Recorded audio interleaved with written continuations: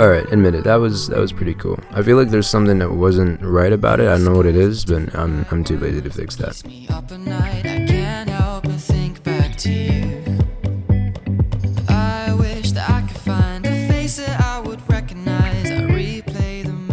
So OnePlus have stuck to their classic box from the OnePlus 8 earlier this year, except you got that nice big T right next to it. So yeah.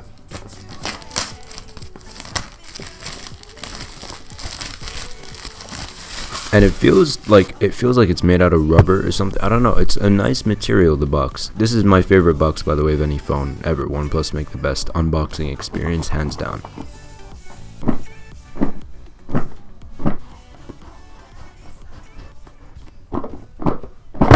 And then right off the bat, you're getting this OnePlus thing with all the paperwork and stuff that no one cares about. But they do have some pretty cool stickers, which is worth mentioning.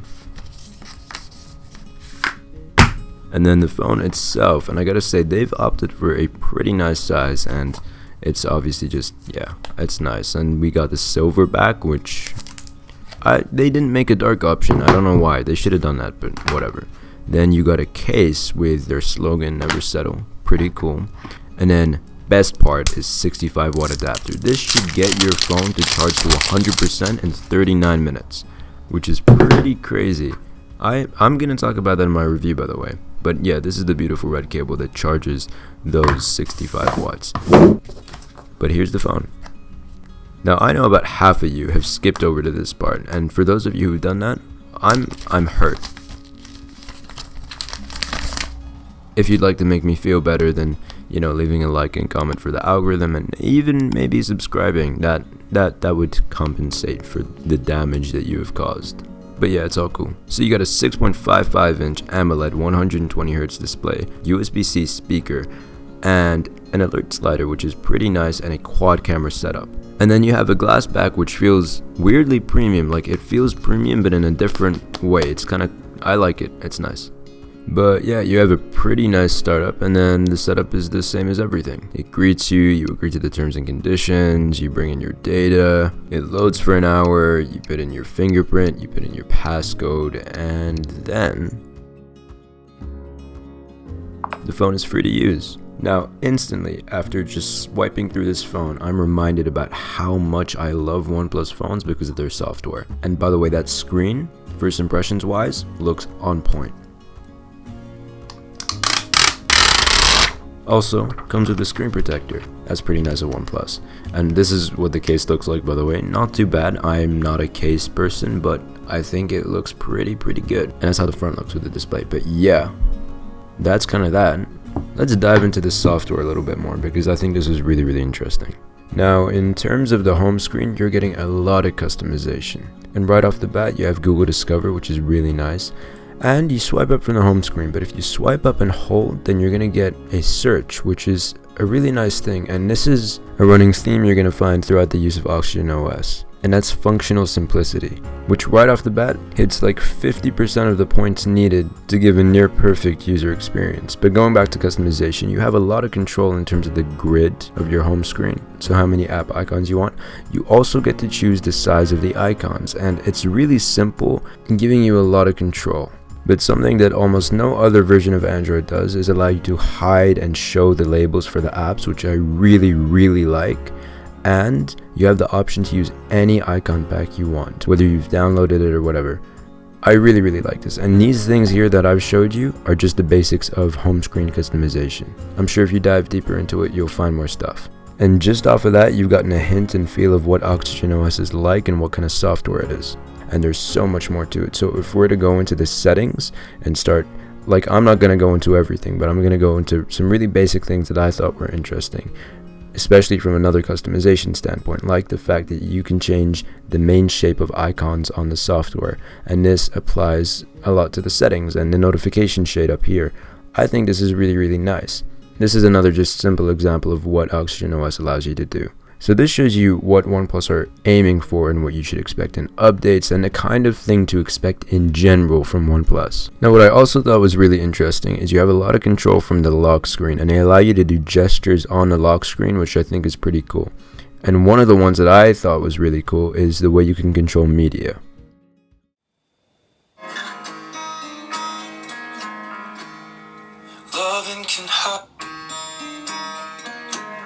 That's really nice. Like, imagine it's just on your desk, you're listening, just quickly do those swipes, don't even think about it twice. And then on top of that, you can choose gestures like letter-shaped gestures on the lock screen to quickly toggle features such as flashlight or start screen recording, that kind of thing. So yeah, that's kind of the software, and as I've said like 10 times, it kind of just gives you a good taste of what to expect from OnePlus and their intentions with the software and that kind of thing. And just based off of that, you can notice that their priority is speed, about efficiency and speed, so things can get done very, very quickly. But I have much more to say about that in my review. Now look, real quick, if you think that this Nova launcher setup is cool, in the description are all the links for the apps that you need to do it, and a link to the backup file so you can install this Nova launcher setup yourself. The first 500 people to use the discount code Rami is the best, full caps no spaces, get 20% off. So if you're interested, that's all in the description. Now look, first impressions wise, if I didn't know about this phone, I would have thought this is a flagship for 1,000 or 900, that kind of price range. Here in the UK, it's £550. That's crazy. Like, I'm almost sold on the phone already, and plus it being OnePlus with their really super reliable software that comes with Android 11 pre-installed, by the way, one of the only few phones that have it. I find it incredibly tempting, but I'll have a wider perspective for you by my review. The build is solid. I told you that the back kind of feels premium, but in like a different way. I don't really know what it is about it. But also that display, I don't know what it is, but something about that display looks so good and feels so good. And I think it's the kind of collaboration between the 120 Hz and OxygenOS, making it feel super smooth and fast. OxygenOS is known for that. But with the 120 Hz display, which really does look amazing, it feels flawless. And basically 120 Hz means that the screen refreshes 120 times, so very smooth response rate. The alert slider is there as always, and I'm very happy about that. You can physically change from vibrate to silent to ring. Super nice. I'm yet to see much on the cameras. Like, right off the bat, they don't seem incredible, I gotta be honest with you. It kind of seems like the usual OnePlus cameras, not anything special. And if I'm honest, the front camera makes anybody look ugly because of the sharpening that they do with it.